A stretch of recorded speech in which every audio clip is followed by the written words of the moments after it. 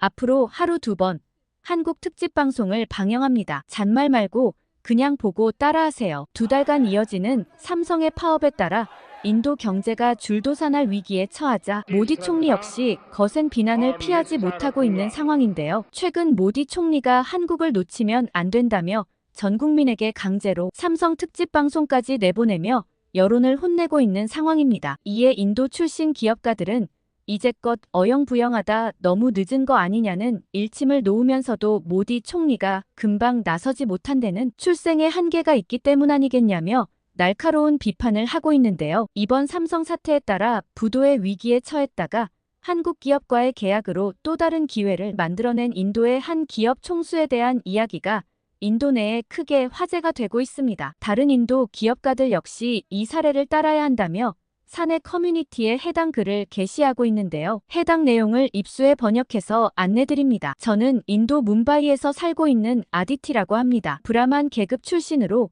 아버지께서 운영하시는 중소기업의 외동딸이에요. 현재는 미국 아이비리그 대학에서 경영학을 공부하고 있지만 잠시 인도에 돌아와 있는 중입니다. 저희 가족은 브라만 계급에 속해 있어 항상 풍족한 삶을 누려왔어요. 하지만 이런 제 삶이 인도의 모든 사람들의 삶을 대변하는 것은 아니라는 걸 잘 알고 있습니다. 인도의 카스트 제도는 제가 태어나기 훨씬 전인 1950년에 법적으로 폐지되었지만 아직도 사회 곳곳에 그 영향력이 남아있잖아요. 제가 어렸을 때만 해도 이런 제도적인 억압에 대해 잘 몰랐었어요. 왜냐면 이전에 불가촉 천민 출신이었던 인물들이 총리에 당선된 경우가 많았기 때문이죠. 아시다시피 불가촉 천민이라면 카스트 제도의 4계급보다 아래에 있는 경우잖아요. 아무튼 저는 그간 호화로운 집에 살고 비싼 사립학교를 다녔기 때문에 제게 이러한 생활이 영원히 이어질 거라 생각했어요. 당연한 거였죠. 그러나 최근 인도에서 일어난 삼성 공장 파업 사태로 인해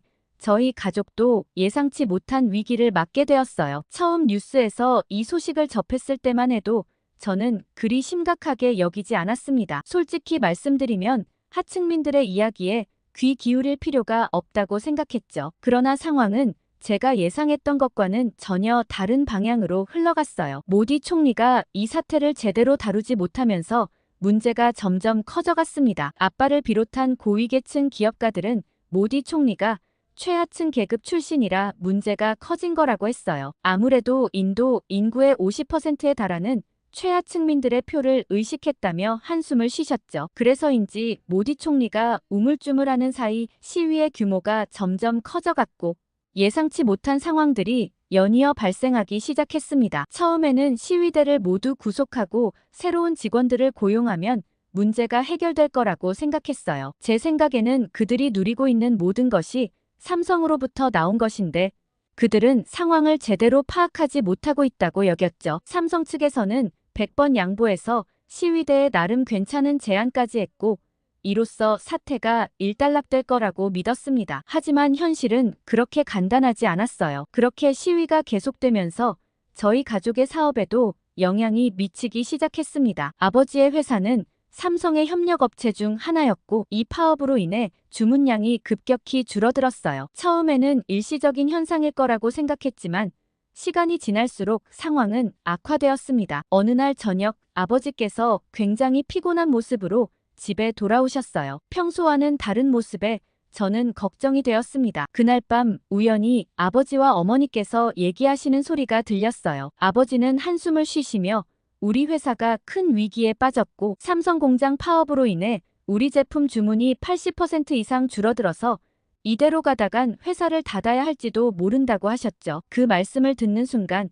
저는 큰 충격을 받았어요. 항상 풍족하고 안정적인 삶을 살아왔던 저희 가족에게 이런 위기가 올 거라고는 상상도 못했거든요. 그제서야 저는 이 파업 사태가 얼마나 심각한지 깨달았습니다. 게다가 뉴스에서는 연일 충격적인 보도를 내보내고 있었습니다. 노동자들이 비인간적인 대우를 받고 있다거나 심지어 제품을 제대로 만들지 못하면 폭행을 당한다는 등의 끔찍한 이야기들이 쏟아져 나왔어요. 처음에는 저도 이런 뉴스를 보며 큰 충격을 받았습니다. 어떻게 21세기에 이런 일이 일어날 수 있는지 믿기 힘들었죠. 정말 삼성이 뭔가 잘못한 게 아닐까 싶었습니다. 하지만 아버지를 통해 들은 현장 노동자들의 이야기는 뉴스와는 조금 달랐어요. 아버지께서는 삼성 공장과 거래하는 협력업체를 운영하고 계셔서 실제 현장에서 일하는 노동자들과 자주 대화를 나누셨습니다. 아버지의 말씀에 따르면 대부분의 노동자들은 삼성에서의 근무 환경이 다른 회사들에 비해 훨씬 나은 편이라고 했어요. 강성 노조들이 자기들에게 유리한 쪽으로 여론을 돌리기 위해 가짜 인터뷰를 하고 있다고 했죠. 결과적으로 삼성의 이미지를 격추시켜 원하는 바를 얻기 위해서지 삼성에서는 절대 그런 행동을 하지 않는다고 했죠. 저는 인도 노동자들의 태도가 경악스러웠어요. 저는 도대체 그들이 원하는 게 어느 정도 수준인지 물어봤고 아버지의 설명을 들어보니 이번 사태의 주된 원인은 인도의 강성 노조들의 과도한 요구와 과격한 행동 때문이라고 하시더라고요. 이들은 현실적으로 받아들이기 어려운 요구사항들을 내세우며 회사 측과의 협상을 어렵게 만들고 있었어요. 예를 들어 노조는 임금을 2배로 올려달라거나 모든 계약직 직원을 즉시 정규직으로 전환해달라는 등의 요구를 하고 있었습니다. 이는 회사 입장에서는 당장 수용하기 힘든 조건들이었죠. 하지만 노조는 이런 요구사항들이 받아들여지지 않으면 계속해서 파업을 이어가겠다고 으름장을 놓고 있었어요. 자기들이 일을 하지 않으면 삼성은 망하는 거 아니냐는 입장이래요. 그런데 아빠의 말씀에 따르면 지금 더 큰 문제는 이런 강성 노조의 행동으로 인해 무고한 시민들이 피해를 보고 있다는 점이었어요. 파업이 장기화되면서 삼성 공장 주변의 상권이 큰 타격을 입고 있었죠. 식당이나 카페 같은 공장 근처의 소상공인들은 매출이 급감해 폐업 위기에 처해 있었어요. 인터넷에는 이런 소상공인들의 안타까운 사연들이 속속 올라오고 있었습니다. 한 식당 주인은 삼성 직원들이 주 고객이었는데 파업 이후로 손님이 뚝 끊겼다며 이대로 가다간 문을 닫아야 할 것 같다고 호소했죠. 또 다른 가게 주인은 삼성 공장이 문을 닫고 떠나면 이 동네는 완전히 죽어버릴 거라며 제발 빨리 협상이 타결되길 바란다고 말했어요. 그러나 아빠는 이런 소상공인뿐 아니라 아빠 같은 기업들도 문제가 생길 거라고 얘기하셨어요. 그때 문득 아빠가 엄마와 나누셨던 얘기가 떠올랐죠. 아빠는 인도의 경제 상황을 고려했을 때 삼성과 같은 대기업들의 투자는 매우 중요하다고 했어요. 만약 이번 사태로 인해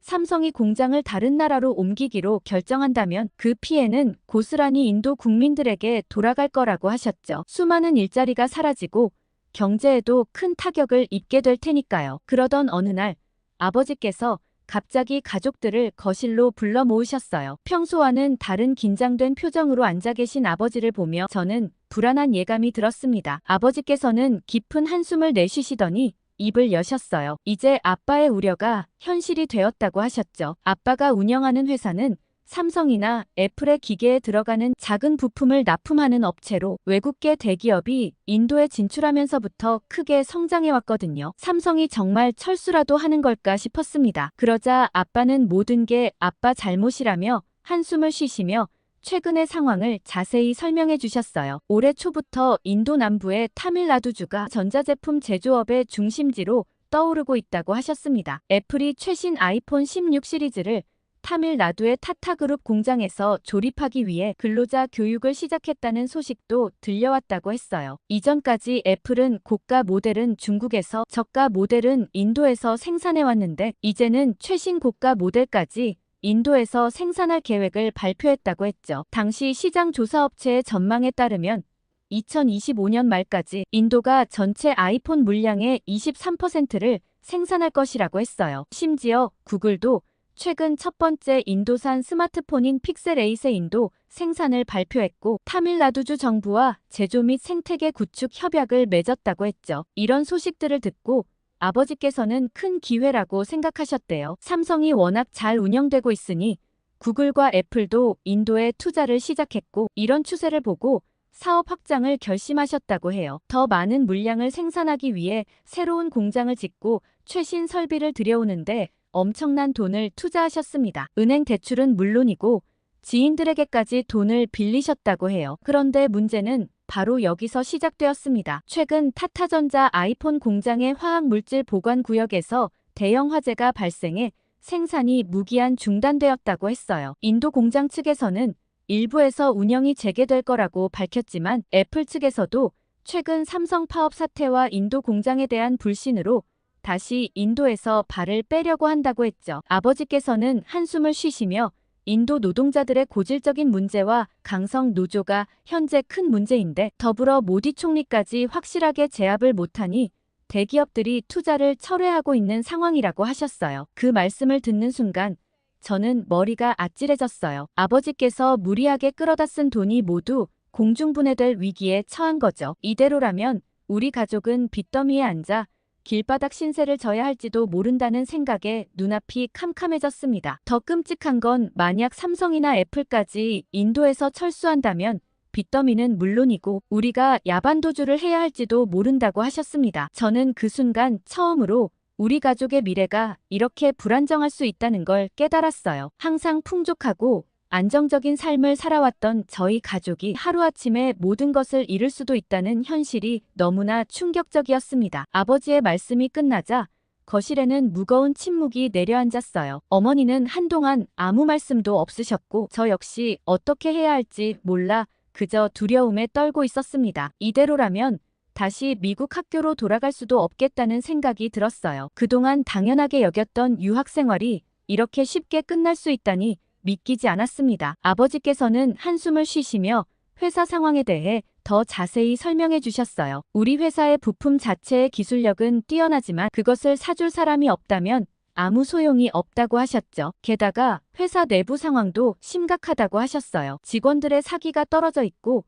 일부는 회사의 위기 상황을 감지하고 이직을 준비하고 있다는 소식도 들려온다고 했습니다. 아버지께서는 힘없는 목소리로 지금 우리에게 남은 시간은 3개월 뿐이고 3개월 후면 대금을 납부해야 하는데 이대로라면 도저히 불가능할 것 같다고 하셨죠. 그렇지만 3개월 동안 손 놓고 있을 순 없다며 아버지께서는 내일 삼성 공장에 가서 관계자의 말을 직접 들어보겠다고 하셨습니다. 혹시라도 상황이 호전될 가능성이 있는지 아니면 정말로 모든 게 끝난 건지 확실히 알아봐야 한다고 하셨죠. 그 말씀을 듣자마자 저도 같이 가겠다고 했어요. 아버지께서는 잠시 망설이셨지만 제 진지한 표정을 보시고는 알겠다고 하셨죠. 그날 밤 저는 잠들기 전까지 계속 고민했어요. 어떻게 하면 아버지께 도움이 될 수 있을지, 무엇을 해야 이 위기를 극복할 수 있을지 머리를 싸매고 생각했죠. 비록 경험은 없지만 대학에서 배운 지식이라도 활용할 수 있지 않을까 하는 생각이 들었습니다. 다음 날 아침 저는 일찍 일어나 아버지와 함께 삼성 공장으로 향했어요. 차 안에서 아버지께서는 계속해서 걱정스러운 표정을 지으셨지만 저는 최대한 밝은 표정을 지으려 노력했습니다. 그래도 인도 정부에서 삼성이 철수하는 걸 어떻게든 막지 않겠냐며 긍정적으로 말씀드렸어요. 하지만 삼성 공장 앞에 도착했을 때 저는 그 광경에 충격을 받았어요. 공장 정문 앞은 완전히 엉망진창이었고 붉은 깃발들이 사방에서 흔들리고 있었습니다. 시위대의 표정은 무서울 정도로 험악했고 금방이라도 누군가를 때릴 것 같은 기세였죠. 저는 불안한 마음으로 아버지와 이사님을 따라 공장 안으로 들어섰습니다. 공장 안으로 들어서자 삼성 측 최 이사님께서 우리를 맞이해 주셨어요. 최 이사님은 아버지를 보자마자 미안한 표정을 지으셨습니다. 그 표정을 보는 순간 저는 좋지 않은 소식이 있을 거란 걸 직감했어요. 최 이사님께서는 한숨을 쉬시며 현재 상황에 대해 설명해 주셨습니다. 노조의 요구사항을 최대한 맞춰주려 노력하고 있지만 그들의 요구가 너무 비현실적이어서 협상이 난항을 겪고 있다고 하셨어요. 파업이 장기화되고 있는 이유가 바로 이 때문이라고 했죠. 그 말을 듣자 아버지의 표정이 더욱 어두워졌어요. 아버지께서는 조심스럽게 혹시 철수 얘기가 들리던데 설마 사실은 아니겠죠? 라며 조심히 물으셨어요. 저는 그 말을 듣는 순간 심장이 쿵 내려앉는 것 같았어요. 삼성이 정말로 인도에서 철수한다면 우리 회사는 물론이고 이 지역 전체가 엄청난 타격을 입을 테니까요. 최 이사님은 잠시 망설이시더니 아직 당장 결정된 건 아니라고 하셨지만 회사 측에서 심각하게 고려하고 있는 것은 사실이라고 대답하셨어요. 그 말을 듣는 순간 저는 머릿속이 하얘지는 것을 느꼈어요. 이대로 모든 게 끝나버리는 건가 하는 생각이 들었죠. 아버지께서는 걱정스러운 목소리로 지금도 생산 물량을 다 맞추지 못하고 있는데 앞으로는 어떻게 되는 거냐고 하자 현재 급한 물량들은 삼성의 다른 공장들에서 납기를 맞추고 있다고 하시며 인도 정부와도 지속적으로 협의를 진행하고 있다고 하셨어요. 그렇지만 조만간 삼성 측에서는 인도에서의 생산량을 대폭 줄이기로 결정했다고 해요. 최근의 파업 사태와 인프라 문제로 인해 리스크가 너무 크다는 판단이었죠. 관계자의 말을 듣는 동안 아버지의 표정이 점점 어두워지는 것을 보며 저는 가슴이 아팠어요. 최 이사님은 정부 측의 제재로 아마도 시위대가 곧 강제 해산될 것 같지만 인도에 계속 남을 거라는 얘기는 못 드린다고 하셨죠. 그러면서 최 이사님은 아버지를 향해 조금은 위로하는 듯한 말씀을 해주셨어요. 만약 공장을 다른 곳으로 옮기게 되더라도 삼성 측에서는 기존 거래하던 업체들의 부품 발주는 최대한 이어나갈 수 있도록 해보자고 했다고 하셨어요. 그건 정말 다행이었지만 아버지는 여전히 굳은 표정을 하셨죠. 사실 우리에게 가장 좋은 건 삼성이 철수하지 않는 거니까요. 아무리 다른 곳에서 발주를 받는다 해도 삼성이 떠난다면 우리 회사의 미래는 불투명해질 수밖에 없었거든요. 집에 돌아온 후 저는 미리 약속해둔 대학 친구들과의 온라인 미팅에 참여했어요. 경영학을 전공하는 우리 친구들은 출신 국가가 다양해서 화상 카메라를 이용해 컴퓨터로 대화하는 일이 많았죠. 공부도 하고 근황도 나눌 겸 이렇게 정기적으로 온라인 미팅을 가졌습니다. 화면에 친구들의 얼굴이 하나둘 나타나기 시작했어요. 미국에서 함께 공부했던 한국인 지수와 중국의 리안, 독일의 마르쿠스 등 각국에서 공부하는 친구들의 모습이 보였습니다. 평소 같으면 반가운 마음에 환하게 웃었겠지만 오늘은 그럴 기분이 아니었어요. 한참 대화를 나누던 중 한국인 친구 지수가 제 표정이 안 좋은 걸 눈치챘나 봐요. 무슨 일이 있냐는 지수의 물음에 저는 잠시 망설였지만 결국 최근 있었던 삼성 파업 사태에 대해 이야기하기 시작했습니다. 제 이야기를 듣자 친구들의 반응이 각양각색이었어요. 경영학을 공부하는 친구들이라 그런지 이미 이 사태에 대해 알고 있는 친구들도 있었고 처음 듣는 친구들도 있었죠. 특히 마르쿠스는 삼성의 입장에서 공장 철수가 장기적으로 봤을 때 더 나은 선택일 수 있다는 의견을 내놓았어요. 글로벌 기업 입장에서는 리스크 관리가 중요한데 인도의 노사 갈등이 심각한 수준이라면 다른 지역으로 생산 기지를 옮기는 게 더 합리적이라고 했죠. 마르쿠스의 말에 대부분 친구들이 동의했지만 저는 마음이 더 무거워졌어요. 그러다 대화 주제가 자연스럽게 삼성이 공장을 옮긴다면 어디로 갈지에 대한 이야기로 넘어갔습니다. 그때 중국 친구 리안이 갑자기 눈을 반짝이며 말했어요. 삼성이 중국으로 오면 좋겠다고 했죠. 물론 삼성이 중국 기업들에 비하면 구멍가게 수준이긴 하지만 중국에서 만들면 품질이 좋아질 거라며 윈윈이라고 했죠. 리안의 말에 저는 깜짝 놀랐어요. 삼성을 구멍가게 수준이라고 표현한 것도 충격이었지만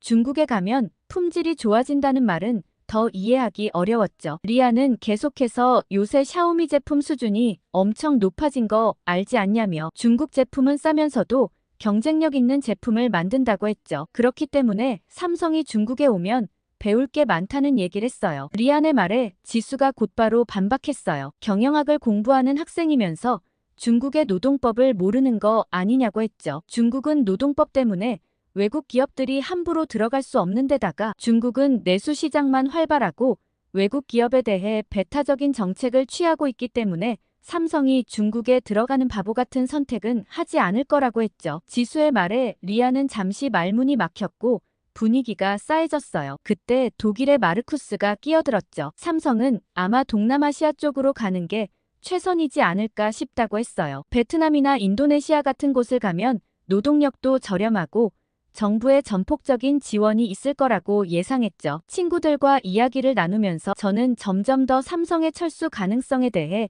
깊이 생각하게 되었어요. 이제는 정말 떠날지도 모르겠다는 생각이 들었죠. 친구들과의 온라인 미팅을 마치고 컴퓨터를 끄려는 찰나 갑자기 지수에게서 개인 메시지가 왔어요. 지수는 아빠 회사에서 만드는 제품이 구체적으로 무엇인지 물어봤습니다. 저는 의아한 마음에 왜 그러냐고 물었죠. 지수는 잠시 고민하더니 흥미로운 제안을 했어요. 한국에는 삼성 말고도 로봇으로 유명한 기업들이나 방산업체들이 많은데 그곳에 납품할 수 있는 방법이 있지 않을까 하는 생각이 든다고 했죠. 아빠 회사에서 만드는 제품이나 이미 발주한 재료들로 만들 수 있는 제품들을 연구해보고 수출 경로를 다양화하면 어떨지 제안했어요. 저는 지수의 아이디어에 깜짝 놀랐습니다. 어떻게 그런 생각을 할 수 있는지 정말 대단하다고 칭찬했어요. 그리고 곧바로 아빠 회사에서 만드는 제품들과 발주한 재료들에 대해 자세히 설명해 주었죠. 지수는 제 설명을 듣고 나서 잘하면 가능성이 있겠다며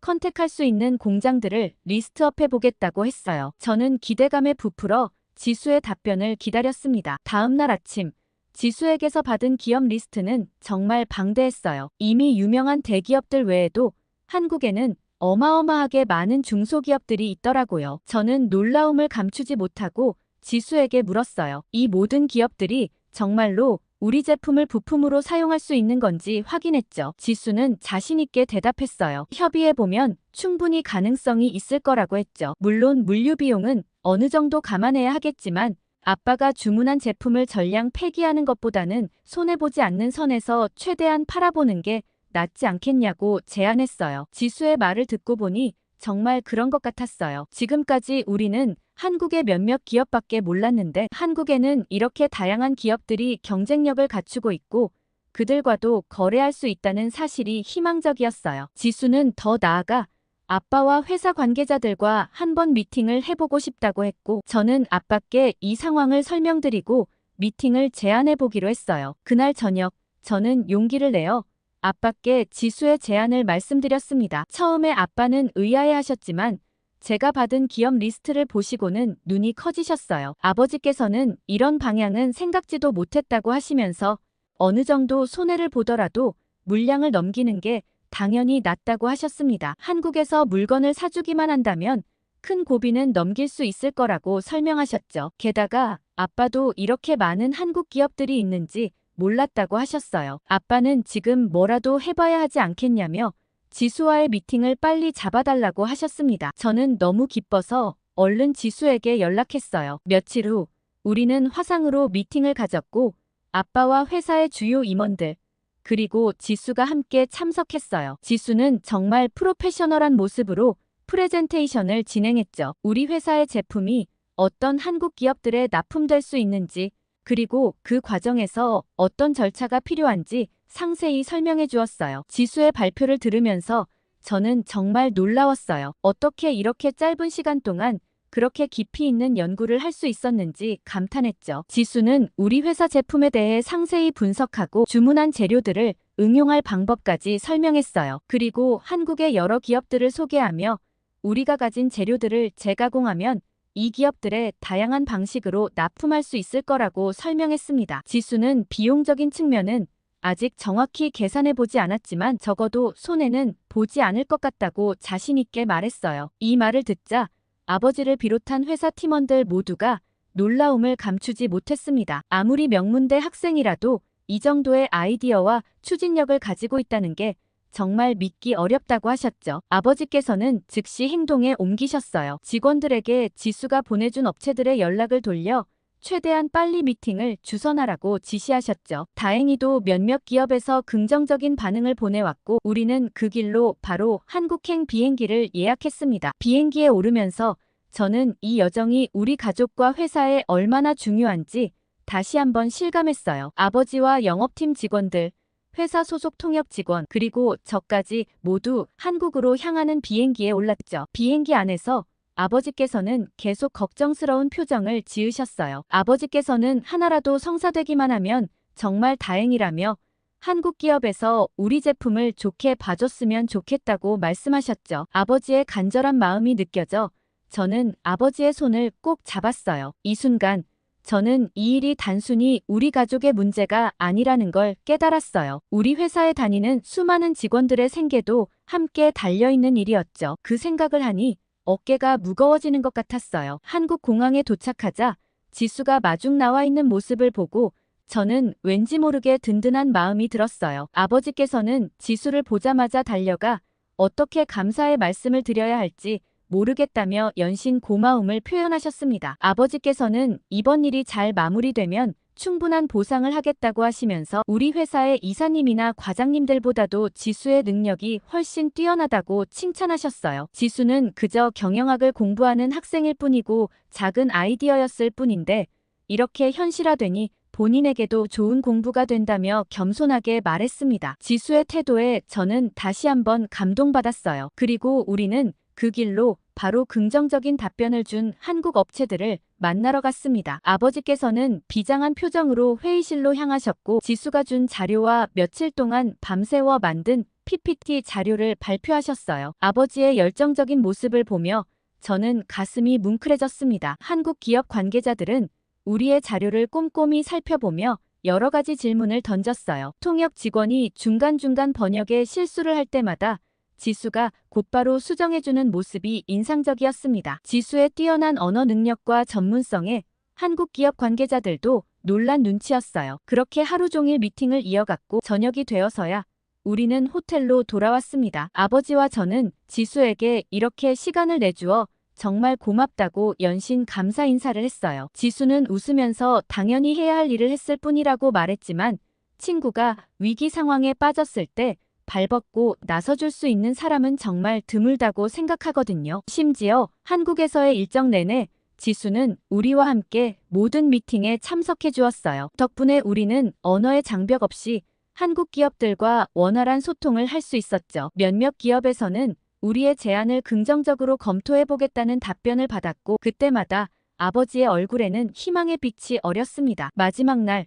우리는 아쉬운 마음으로 공항으로 향했어요. 비록 확정된 계약을 맺고 돌아가지는 못했지만 이 정도의 성과만으로도 우리에겐 큰 희망이 되었습니다. 아버지께서는 처음으로 환하게 웃으시며 이번 여행이 정말 값진 경험이었다고 말씀하셨어요. 공항에서 헤어지기 전 저는 지수에게 다음에는 꼭 계약을 위해 한국에 올 수 있으면 좋겠다고 말했어요. 지수도 환하게 웃으며 꼭 좋은 결과가 있기를 바란다고 답했습니다. 인도로 돌아오는 비행기 안에서 아버지께서는 지수에 대한 이야기를 계속하셨어요. 아버지께서는 지수를 우리 회사에 데려오고 싶지만 우리 회사가 너무 작아서 차마 제안도 못하겠다고 하셨죠. 대신 제게 지수 옆에서 많이 배우면 좋겠다고 말씀하셨어요. 아버지의 말씀을 들으며 저는 지수의 능력이 얼마나 대단한지 다시 한번 실감했습니다. 인도에 도착한 후 우리는 시위대를 강제 해산하는 뉴스를 보게 되었어요. 하지만 그보다 더 궁금한 건 삼성이 어떤 입장을 취할지 그리고 한국 기업에서 연락이 올지 여부였죠. 저는 연일 불안한 마음으로 지냈어요. 매일 아침 눈을 뜨면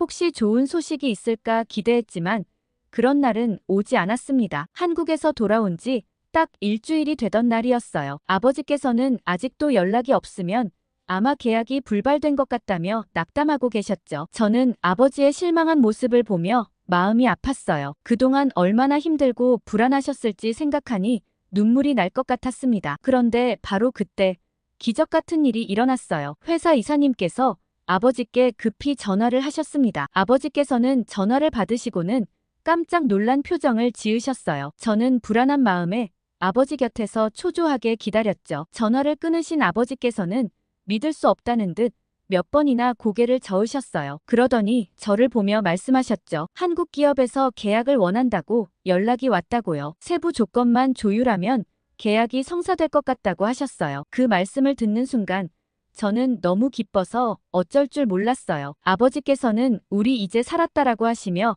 눈물을 글썽이셨습니다. 한 번도 힘든 모습을 보인 적 없던 아버지셨는데 그 모습을 보니 그동안 얼마나 마음고생이 심하셨는지 새삼 느낄 수 있었어요. 아버지께서는 곧바로 이사님께 전화를 걸어 한국 기업의 요구 조건을 모두 맞춰주라고 지시하셨어요. 연락이 온 것만 해도 정말 다행이라며 계약 성사를 위해 최선을 다해달라고 당부하셨죠. 저는 곧바로 지수에게 전화를 걸었어요. 지수의 도움으로 우리가 계약을 따냈다고 정말 고맙다고 전했죠. 지수는 기쁜 목소리로 축하한다고 말해주었어요. 저는 지수의 목소리를 들으며 이 모든 것이 꿈만 같았습니다. 며칠 후 우리는 계약을 위해 다시 한국으로 떠날 예정이에요. 이번에는 좀 더 마음 편히 갈 수 있을 것 같아요. 계약도 하고 한국 여행도 하루 이틀 정도 할 수 있을 거라는 생각에 설렘이 가득합니다. 인도의 여러 기업들이 지금 삼성 파업으로 인한 위기 상황을 겪고 있을 텐데 한국에는 기회가 무궁무진하게 많다는 걸 알려드리고 싶어요. 오늘 아디티 씨의 사연 어떻게 들으셨나요? 파업에 극적으로 타결하게 되면